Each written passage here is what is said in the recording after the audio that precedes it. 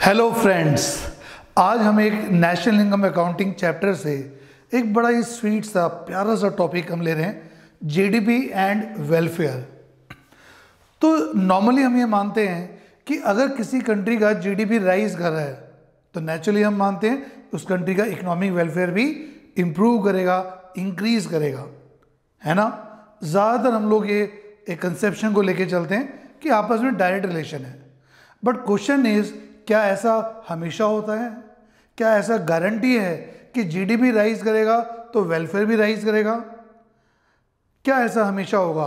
Answer is no. There are some situations, there are some instances जहाँ पे हम show करेंगे कि जीडीपी राइज तो कर रहा है लेकिन वेलफेयर में इंक्रीज नहीं हो रहा। और बेटा ये एक टॉपिक ऐसा है कि अगर आप इसको रट्टा मारेंगे, बिना समझे इसको याद करेंगे, तो हो सकता है कि एग्ज़ाम में आप प्रॉपर एक्सप्लेन ना कर सके। तो आइए आज इस कॉन्सेप्ट को बहुत अच्छी तरह अंडरस्टैंड करते हैं, एक फील के साथ, एक सेंटिमेंटल थॉट के साथ हम इसको समझेंगे। मैं एक एग्जांपल से स्टार्ट करता हूँ। सपोज मेरे दो स्टूडेंट्स हैं, अलग अलग एरिया में रह रहे हैं। एक स्टूडेंट की फैमिली अर्न कर रही है 1 लाख रुपये और दूसरे स्टूडेंट की फैमिली अर्न कर रही है 75,000। अगर मैं आपसे पूछूं कि कौन सा बेटर है तो आप फ्यू सेकंड्स में कहेंगे सर 1 लाख वाला नेचुरली बेटर होगा, उसका स्टैंडर्ड लिविंग बेटर होगा, उसका वेलफेयर बेटर होगा, है ना। सब यही सोचेंगे। लेकिन अगर मैं आपको कुछ फैक्ट्स और बताऊं, उसके बाद हो सकता है कि आपकी राय, आपका ओपिनियन चेंज हो जाए। फॉर एग्जाम्पल मैं ये बता रहा हूँ कि जिस फैमिली में 1 लाख रुपये की इनकम है ना, वहाँ पे घर में झगड़े बहुत होते हैं, ठीक है, बनती नहीं आपस में, बहस बहुत होती है, पीसफुल इन्वायरमेंट नहीं है ना फैमिली में, ना रिलेटिव्स में, ना आसपास, बड़ा नॉइजी इन्वायरमेंट है, ओके। या जहाँ रहते हैं बड़ा ट्रैफिक है, शोर शराबा है, सनलाइट प्रॉपर घर पे नहीं आती।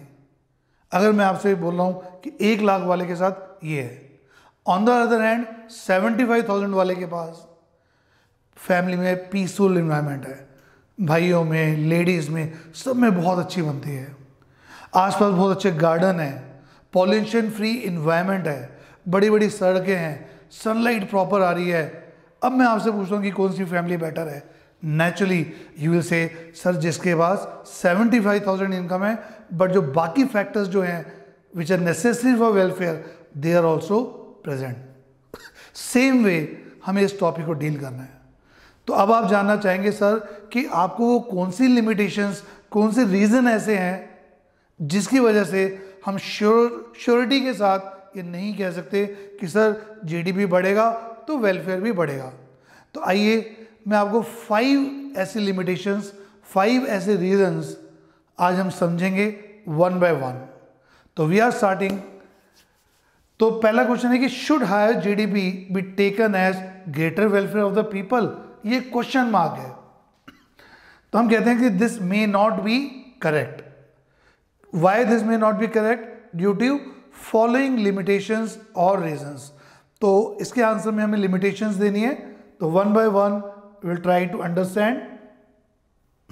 First point is distribution of GDP. कि देखो इनकम तो है कंट्री में बट वो बढ़ती कैसे है? क्या इक्वल डिस्ट्रीब्यूट होती है या there is inequality of distribution? और आप सब ये एग्री करेंगे कि there is inequality of distribution. क्यों? वरना तो सब अमीर होते।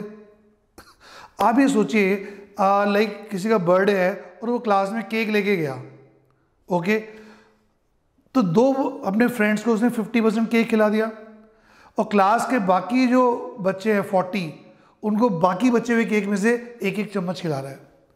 और आपने जाके पूछा अपने फ्रेंड से कि मज़ा आया ना, तो क्या बोलेंगे? मज़ा आया। किसी को तो बहुत ज़्यादा मिल गया और किसी को बहुत कम मिला। ऐसा ही होता है हमारी कंट्री में। जो रिच और पुअर है, जो भी बेनिफिट्स है हमारी इकोनॉमी में, अगर नेशनल इनकम बढ़ती है, जीडीपी बढ़ती है, तो it is not equally distributed. अगर इक्वली डिस्ट्रीब्यूट हो तो मैं कहूँगा कि हाँ, GDP results into economic welfare. But if there is inequality in distribution, if there is inequality in distribution of income, तो क्या होगा, जो रिच आदमी है और ज़्यादा रिच हो जाएगा, जो पुअर आदमी है वो और ज़्यादा पुअर हो जाएगा।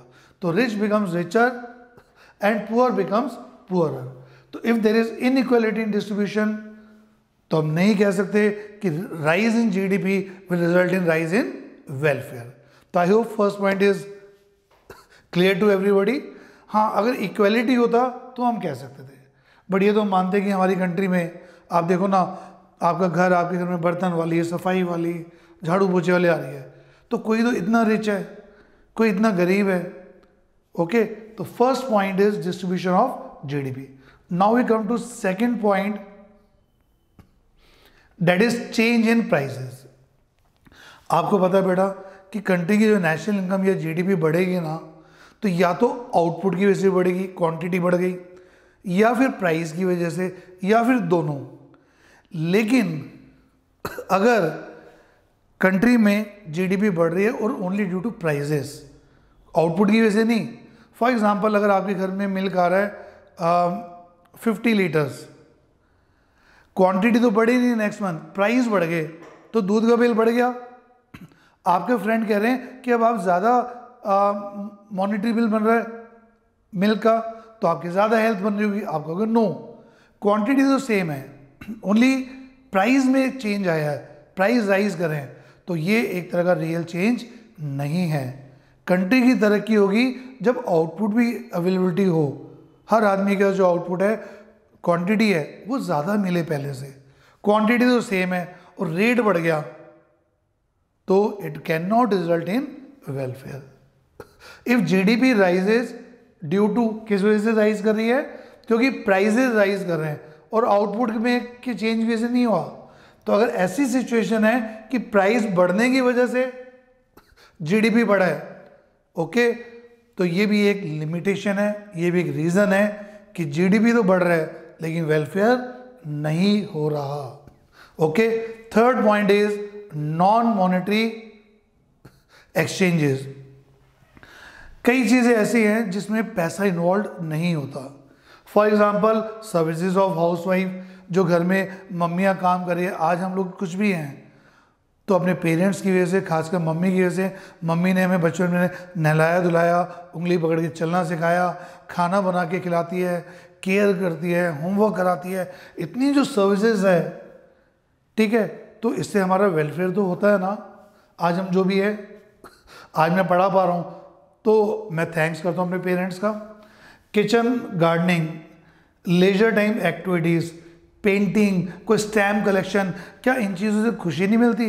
आप बाथरूम में सिंगर है, गाना गा रहे हैं, घर में बैठ के गाना गा रहे हैं, कहीं आपकी कीर्तन, आपने गाना गाया, भजन गाया, आपको कितनी सेटिस्फेक्शन मिलेगी।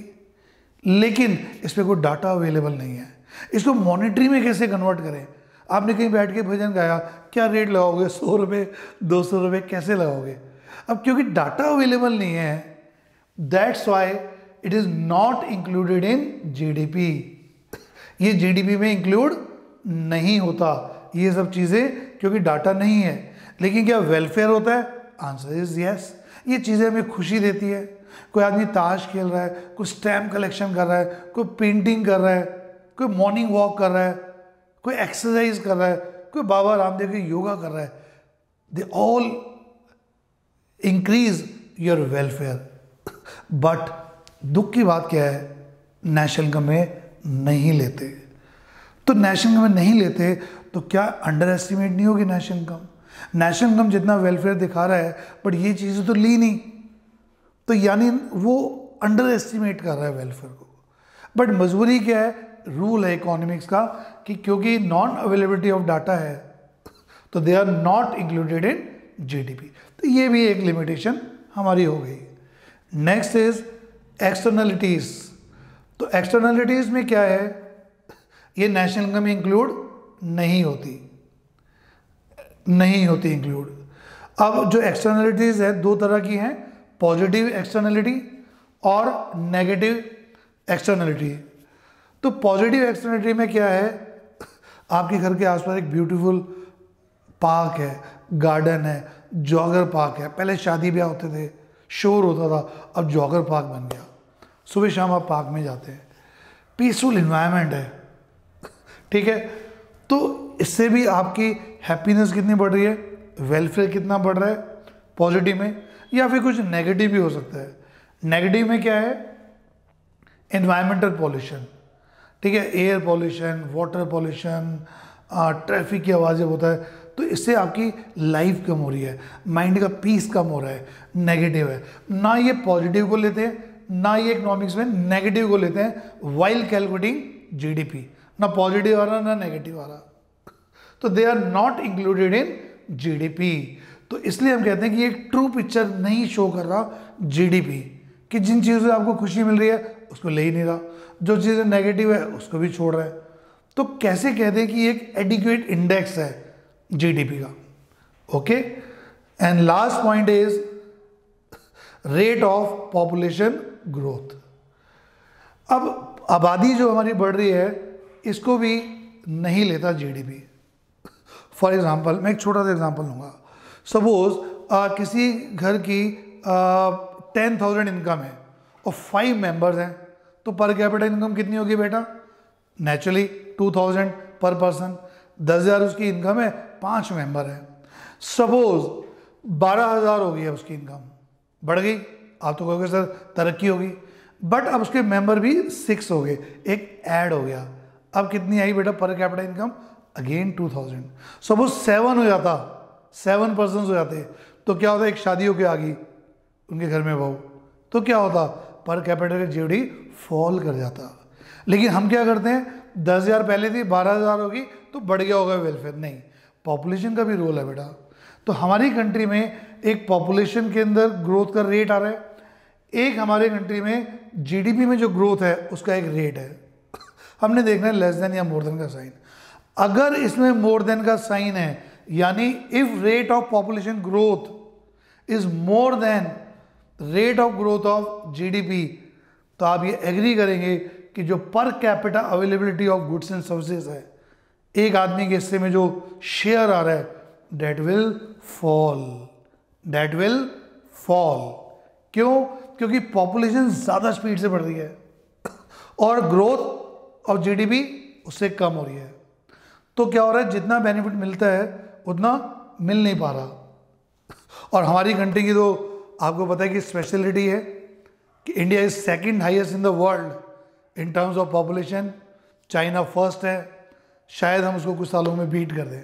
तो पॉपुलेशन हमारी इतनी स्पीड से बढ़ रही है कि जीडीपी बढ़ने से ना, कई बार मैं नहीं कह रहा कि बेनिफिट नहीं हो रहा, उतना बेनिफिट नहीं हो रहा जितना कि होना चाहिए था। ओके, तो ये भी एक है, and GDP does not consider. ये 5 पॉइंट्स हम लोगों ने पढ़े, distribution of GDP, change in prices, non monetary exchanges, externalities, और लास्ट हमने पढ़ा रेट ऑफ पॉपुलेशन ग्रोथ। तो ये 5 पॉइंट्स बेटा आपको लिखने हैं। इस सब का कंक्लूजन क्या है, निचोड़ क्या है, वो ये है कि GDP may not be taken as adequate index of economic welfare.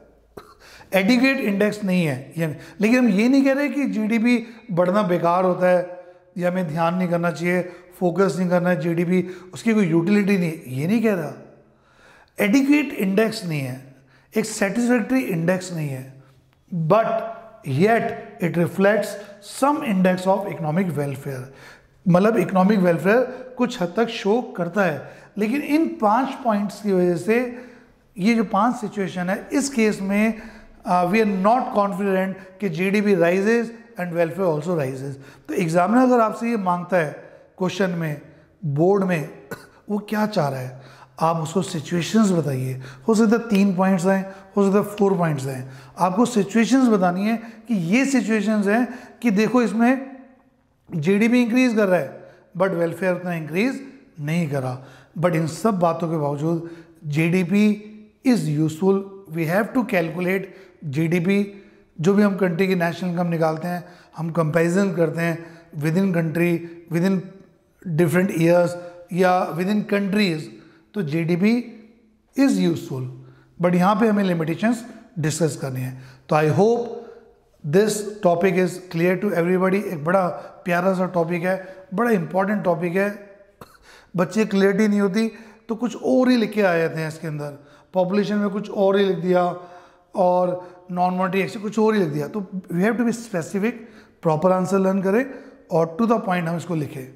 तो this is a important topic from board point of view. I hope you all have understood. अगर आप चाहते हैं नेशनल इनकम अकाउंटिंग का formulas, value added method, income method, expenditure method, उसके numericals, items to be included और excluded, और पूरा NIA आप पढ़ना चाहते हैं, अभी मेरा पर्पस था कि मैं आपको कम टाइम में, बिकॉज बेटा आपका टाइम बड़ा प्रेशियस है, तो कम टाइम में मैं छोटे छोटे टॉपिक्स आपको दे रहा हूँ जिससे कि बेटर क्लैरिटी हो। बट अगर आप में से कुछ स्टूडेंट्स को ज़रूरत है कि they are not scoring good marks in school exams या pre board, if they want whole of the chapter, so I have the recorded video lectures I can provide you. If you want them, please note down my number 9871417484. My name is Yogesh Vijay. You can just message me if you want whole chapter. Okay, thank you. See you in the next video. Hello friends, आज हम एक national income accounting chapter से एक बड़ा ही sweet सा प्यारा सा topic हम ले रहे हैं, जीडीपी एंड वेलफेयर। तो नॉर्मली हम ये मानते हैं कि अगर किसी कंट्री का जीडीपी राइज कर रहा है तो नेचुरली हम मानते हैं उस कंट्री का इकोनॉमिक वेलफेयर भी इम्प्रूव करेगा, इंक्रीज करेगा, है ना। ज़्यादातर हम लोग ये एक कंसेप्शन को लेके चलते हैं कि आपस में डायरेक्ट रिलेशन है। बट क्वेश्चन इज, क्या ऐसा हमेशा होता है? क्या ऐसा गारंटी है कि जीडीपी राइज करेगा तो वेलफेयर भी राइज करेगा? क्या ऐसा हमेशा होगा? Answer is no. There are some situations, there are some instances जहाँ पे हम शो करेंगे कि जीडीपी राइज तो कर रहा है लेकिन वेलफेयर में इंक्रीज नहीं हो रहा। और बेटा ये एक टॉपिक ऐसा है कि अगर आप इसको रट्टा मारेंगे, बिना समझे इसको याद करेंगे, तो हो सकता है कि एग्ज़ाम में आप प्रॉपर एक्सप्लेन ना कर सके। तो आइए आज इस कॉन्सेप्ट को बहुत अच्छी तरह अंडरस्टैंड करते हैं, एक फील के साथ, एक सेंटिमेंटल थॉट के साथ हम इसको समझेंगे। मैं एक एग्जांपल से स्टार्ट करता हूँ। सपोज मेरे दो स्टूडेंट्स हैं, अलग अलग एरिया में रह रहे हैं।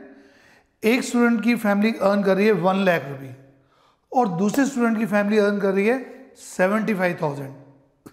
अगर मैं आपसे पूछूं कि कौन सा बेटर है तो आप फ्यू सेकंड्स में कहेंगे सर 1 लाख वाला नेचुरली बेटर होगा, उसका स्टैंडर्ड लिविंग बेटर होगा, उसका वेलफेयर बेटर होगा, है ना। सब यही सोचेंगे। लेकिन अगर मैं आपको कुछ फैक्ट्स और बताऊं, उसके बाद हो सकता है कि आपकी राय, आपका ओपिनियन चेंज हो जाए। फॉर एग्जाम्पल मैं ये बता रहा हूँ कि जिस फैमिली में 1 लाख रुपये की इनकम है ना, वहाँ पे घर में झगड़े बहुत होते हैं, ठीक है, बनती नहीं आपस में, बहस बहुत होती है, पीसफुल इन्वायरमेंट नहीं है ना फैमिली में, ना रिलेटिव्स में, ना आसपास, बड़ा नॉइजी इन्वायरमेंट है, ओके। या जहाँ रहते हैं बड़ा ट्रैफिक है, शोर शराबा है, सनलाइट प्रॉपर घर पे नहीं आती। अगर मैं आपसे बोल रहा हूँ कि 1 लाख वाले के साथ ये है, ऑन द अदर हैंड 75,000 वाले के पास फैमिली में पीसफुल इन्वायरमेंट है, भाइयों में, लेडीज़ में, सब में बहुत अच्छी बनती है, आसपास बहुत अच्छे गार्डन है, पॉल्यूशन फ्री इन्वायरमेंट है, बड़ी बड़ी सड़कें हैं, सनलाइट प्रॉपर आ रही है। अब मैं आपसे पूछता हूँ कि कौन सी फैमिली बेटर है? Naturally you will say sir जिसके पास 75,000 इनकम है बट जो बाकी फैक्टर्स जो हैं which are necessary for welfare they are also present. Same way हमें इस टॉपिक को डील करना है। तो अब आप जानना चाहेंगे सर कि आपको वो कौन सी लिमिटेशंस, कौन से रीज़न ऐसे हैं जिसकी वजह से हम श्योरिटी के साथ ये नहीं कह सकते कि सर जीडीपी बढ़ेगा तो वेलफेयर भी बढ़ेगा। तो आइए मैं आपको 5 ऐसी लिमिटेशंस, 5 ऐसे रीजंस आज हम समझेंगे 1 बाय 1। तो वी आर स्टार्टिंग। तो पहला क्वेश्चन है कि should higher GDP be taken as greater welfare of the people? ये क्वेश्चन मार्क है। तो हम कहते हैं कि this may not be correct. Why this may not be correct? Due to following limitations और रीजंस। तो इसके आंसर में हमें लिमिटेशंस देनी है तो one by one will try to understand. First point is distribution of GDP, कि देखो इनकम तो है कंट्री में, बट वो बढ़ती कैसे है? क्या इक्वल डिस्ट्रीब्यूट होती है या there is inequality of distribution? और आप सब ये एग्री करेंगे कि there is inequality of distribution. क्यों? वरना तो सब अमीर होते। आप ये सोचिए, लाइक किसी का बर्थडे है और वो क्लास में केक लेके गया, ओके, तो दो अपने फ्रेंड्स को उसने 50% केक खिला दिया, और क्लास के बाकी जो बच्चे हैं 40, उनको बाकी बचे हुए केक में से एक एक चम्मच खिला रहा है। और आपने जाके पूछा अपने फ्रेंड से कि मज़ा आया ना, तो क्या बोलेंगे? मज़ा आया। किसी को तो बहुत ज़्यादा मिल गया और किसी को बहुत कम मिला। ऐसा ही होता है हमारी कंट्री में। जो रिच और पुअर है, जो भी बेनिफिट्स है हमारी इकोनॉमी में, अगर नेशनल इनकम बढ़ती है, जीडीपी बढ़ती है, तो it is not equally distributed. अगर इक्वली डिस्ट्रीब्यूट हो तो मैं कहूँगा कि हाँ, GDP results into economic welfare. But if there is inequality in distribution, if there is inequality in distribution of income, तो क्या होगा? जो रिच आदमी है और ज़्यादा रिच हो जाएगा, जो पुअर आदमी है वो और ज़्यादा पुअर हो जाएगा। तो rich becomes richer and poor becomes poorer.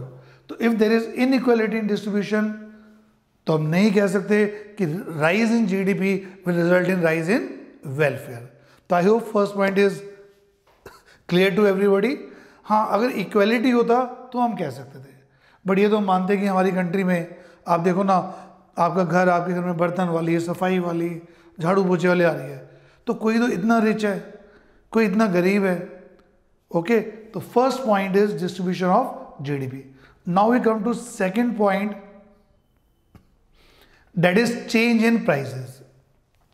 आपको पता है बेटा कि कंट्री की जो नेशनल इनकम या जीडीपी बढ़ेगी ना, तो या तो आउटपुट की वजह से बढ़ेगी, क्वांटिटी बढ़ गई, या फिर प्राइस की वजह से, या फिर दोनों। लेकिन अगर कंट्री में जीडीपी बढ़ रही है और only due to prices, output की वजह से नहीं। फॉर एग्जांपल, अगर आपके घर में मिल्क आ रहा है 50 लीटर्स, क्वांटिटी तो बढ़ी नहीं, नेक्स्ट मंथ प्राइस बढ़ गए, तो दूध का बिल बढ़ गया। आपके फ्रेंड कह रहे हैं कि अब आप ज़्यादा मॉनिटरी बिल बन रहा है मिल्क का, तो आपकी ज़्यादा हेल्थ बन रही होगी। आप कहोगे नो, क्वांटिटी तो सेम है, ओनली प्राइस में चेंज आया है, प्राइस राइज करें, तो ये एक तरह का रियल चेंज नहीं है। कंट्री की तरक्की होगी जब आउटपुट भी अवेलेबिलिटी हो, हर आदमी का जो आउटपुट है, क्वांटिटी है, वो ज़्यादा मिले पहले से। क्वांटिटी तो सेम है और रेट बढ़ गया, तो it can not result in welfare. If GDP rises due to, किस वजह से राइज कर रही है? क्योंकि प्राइजेज राइज कर रहे हैं और आउटपुट में की चेंज वजह से नहीं हुआ। तो अगर ऐसी सिचुएशन है कि प्राइस बढ़ने की वजह से जीडीपी बढ़ा है, ओके, तो ये भी एक लिमिटेशन है, ये भी एक रीज़न है कि जीडीपी तो बढ़ रहा है लेकिन वेलफेयर नहीं हो रहा। Okay, third point is non monetary exchanges. कई चीज़ें ऐसी हैं जिसमें पैसा इन्वॉल्व नहीं होता।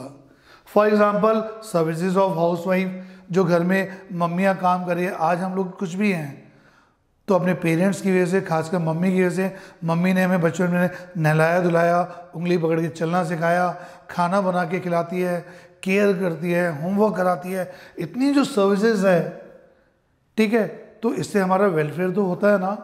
आज हम जो भी है, आज मैं पढ़ा पा रहा हूँ तो मैं थैंक्स करता हूँ अपने पेरेंट्स का। Kitchen gardening, leisure time activities, painting, कोई स्टैम्प कलेक्शन, क्या इन चीज़ों से खुशी नहीं मिलती? आप बाथरूम में सिंगर है, गाना गा रहे हैं, घर में बैठ के गाना गा रहे हैं, कहीं आपकी कीर्तन, आपने गाना गाया, भजन गाया, आपको कितनी सेटिस्फेक्शन मिलेगी। लेकिन इस पर कोई डाटा अवेलेबल नहीं है। इसको मॉनिटरी में कैसे कन्वर्ट करें? आपने कहीं बैठ के भजन गाया, क्या रेट लगाओगे? 100 रुपये, 200 रुपये, कैसे लगाओगे? अब क्योंकि डाटा अवेलेबल नहीं है, that's why it is not included in GDP. ये जीडीपी में इंक्लूड नहीं होता ये सब चीज़ें, क्योंकि डाटा नहीं है। लेकिन क्या वेलफेयर होता है? Answer is yes. ये चीज़ें हमें खुशी देती है। कोई आदमी ताश खेल रहा है, कोई स्टैम्प कलेक्शन कर रहा है, कोई पेंटिंग कर रहा है, कोई मॉर्निंग वॉक कर रहा है, कोई एक्सरसाइज कर रहा है, कोई बाबा रामदेव की योगा कर रहा है। They all increase your welfare. But दुख की बात क्या है, नेशनल इनकम में नहीं लेते। तो नेशनल इनकम में नहीं लेते तो क्या अंडर एस्टिमेट नहीं होगी नेशनल इनकम? नेशनल इनकम जितना वेलफेयर दिखा रहा है बट ये चीज़ें तो ली नहीं, तो यानी वो अंडर एस्टिमेट कर रहा है वेलफेयर को। बट मजबूरी क्या है, रूल है इकोनॉमिक्स का कि क्योंकि नॉन अवेलेबिलिटी ऑफ डाटा है तो they are not included in GDP. तो ये भी एक लिमिटेशन हमारी हो गई। Next is externalities. तो एक्सटर्नलिटीज में क्या है, ये नेशनल इनकम में इंक्लूड नहीं होती इंक्लूड। अब जो एक्सटर्नलिटीज है दो तरह की हैं, पॉजिटिव एक्सटर्नलिटी और नेगेटिव एक्सटर्नलिटी। तो पॉजिटिव एक्सटर्नलिटी में क्या है, आपके घर के आसपास एक ब्यूटीफुल पार्क है, गार्डन है, जॉगर पार्क है। पहले शादी ब्याह होते थे, शोर होता था, अब जॉगर पार्क बन गया। सुबह शाम आप पार्क में जाते हैं, पीसफुल इन्वायरमेंट है, ठीक है। तो इससे भी आपकी हैप्पीनेस कितनी बढ़ रही है, वेलफेयर कितना बढ़ रहा है पॉजिटिव में। या फिर कुछ नेगेटिव भी हो सकता है। नेगेटिव में क्या है, एनवायरमेंटल पॉल्यूशन, ठीक है, air pollution, water pollution, traffic की आवाज़ें होता है, तो इससे आपकी लाइफ कम हो रही है, माइंड का पीस कम हो रहा है, नेगेटिव है। ना ये पॉजिटिव को लेते हैं, ना ये इकोनॉमिक्स में नेगेटिव को लेते हैं वाइल कैलकुलेटिंग जीडीपी। ना पॉजिटिव आ रहा ना नेगेटिव आ रहा, तो they are not included in GDP. तो इसलिए हम कहते हैं कि एक ट्रू पिक्चर नहीं शो कर रहा जीडीपी, कि जिन चीज़ों से आपको खुशी मिल रही है उसको ले ही नहीं रहा, जो चीज़ें नेगेटिव है उसको भी छोड़ रहा है। तो कैसे कहते हैं कि एक एडिक्वेट इंडेक्स है जीडीपी का, okay. And last point is rate of population growth. अब आबादी जो हमारी बढ़ रही है इसको भी नहीं लेता जीडीपी। फॉर एग्जांपल मैं एक छोटा सा एग्जांपल लूँगा। सपोज किसी घर की 10,000 इनकम है और 5 मेंबर्स हैं, तो पर कैपिटा इनकम कितनी होगी बेटा? नेचुरली 2,000 पर पर्सन। 10,000 उसकी इनकम है, 5 मेंबर हैं। सपोज 12,000 हो गई है उसकी इनकम, बढ़ गई, आप तो कहोगे सर तरक्की होगी, बट अब उसके मेंबर भी 6 हो गए, एक ऐड हो गया। अब कितनी आई बेटा per capita income? Again 2,000। Suppose 7 हो जाता, 7 पर्सन हो जाते, तो क्या होता, एक शादी होके आ गई उनके घर में बहू, तो क्या होता, पर कैपिटा का जीडी फॉल कर जाता। लेकिन हम क्या करते हैं, 10,000 पहले थी, 12,000 होगी तो बढ़ गया होगा वेलफेयर। नहीं, पॉपुलेशन का भी रोल है बेटा। तो हमारी कंट्री में एक पॉपुलेशन के अंदर ग्रोथ का रेट आ रहा है, एक हमारे कंट्री में जीडीपी में जो ग्रोथ है उसका एक रेट है। हमने देखना है लेस देन या मोर देन का साइन। अगर इसमें मोर देन का साइन है, यानी if rate of population growth is more than rate of growth of GDP, तो आप ये एग्री करेंगे कि जो per capita availability of goods and services है, एक आदमी के हिस्से में जो शेयर आ रहा है, दैट विल फॉल। क्यों?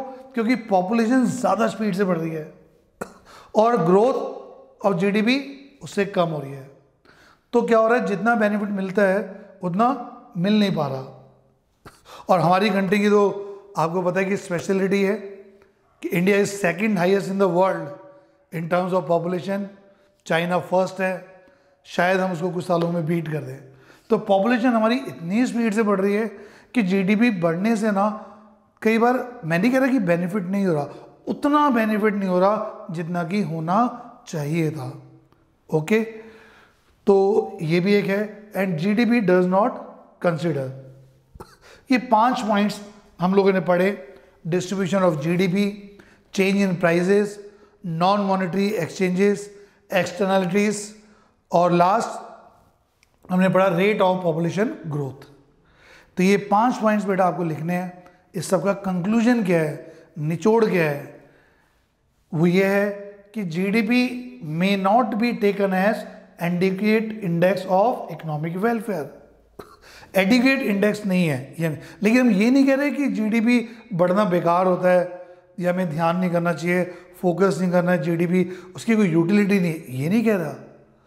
एडिक्वेट इंडेक्स नहीं है, एक सेटिस्फैक्ट्री इंडेक्स नहीं है, but yet it reflects some index of economic welfare, मतलब इकोनॉमिक वेलफेयर कुछ हद तक शो करता है। लेकिन इन 5 पॉइंट्स की वजह से ये जो 5 सिचुएशन है, इस केस में वी आर नॉट कॉन्फिडेंट कि GDP rises and welfare also rises. तो एग्जामिनर अगर आपसे ये मांगता है क्वेश्चन में, बोर्ड में, वो क्या चाह रहा है, आप उसको सिचुएशंस बताइए। हो सकता है 3 पॉइंट्स हैं, हो सकता है 4 पॉइंट्स हैं, आपको सिचुएशंस बतानी है कि ये सिचुएशंस हैं कि देखो इसमें जीडीपी इंक्रीज कर रहा है बट वेलफेयर उतना इंक्रीज नहीं करा। बट इन सब बातों के बावजूद GDP is useful, we have to calculate GDP. जो भी हम कंट्री की नेशनल इनकम निकालते हैं, हम कंपैरिजन करते हैं within country, within different years या विद इन कंट्रीज, तो जीडीपी इज़ यूजफुल। बट यहाँ पे हमें लिमिटेशंस डिस्कस करनी है। तो I hope this topic is clear to everybody. एक बड़ा प्यारा सा टॉपिक है, बड़ा इंपॉर्टेंट टॉपिक है। बच्चे क्लियरिटी नहीं होती तो कुछ और ही लिख के आ जाते हैं इसके अंदर, पॉपुलेशन में कुछ और ही और नॉन मॉनिटरी एक्शन कुछ और ही लिख दिया। तो we have to be specific, proper answer learn करें और टू द पॉइंट हम इसको लिखें। तो this is a important topic from board point of view. I hope you all have understood. अगर आप चाहते हैं नेशनल इनकम अकाउंटिंग का formulas, value added method, income method, expenditure method, उसके numericals, items to be included और excluded, और पूरा NIA आप पढ़ना चाहते हैं, अभी मेरा पर्पस था कि मैं आपको कम टाइम, बिकॉज बेटा आपका टाइम बड़ा प्रेशियस है, तो कम टाइम में मैं छोटे छोटे टॉपिक्स आपको दे रहा हूँ जिससे कि बेटर क्लैरिटी हो। बट अगर आप में से कुछ स्टूडेंट्स को ज़रूरत है कि they are not scoring good marks in school exams या pre board, if they want whole of the chapter, तो I have the recorded video lectures I can provide you. If you want, please note down my number 9871417484। My name is Yogesh Vijay. You can just message me if you want whole chapter. Okay, thank you. See you in the next video.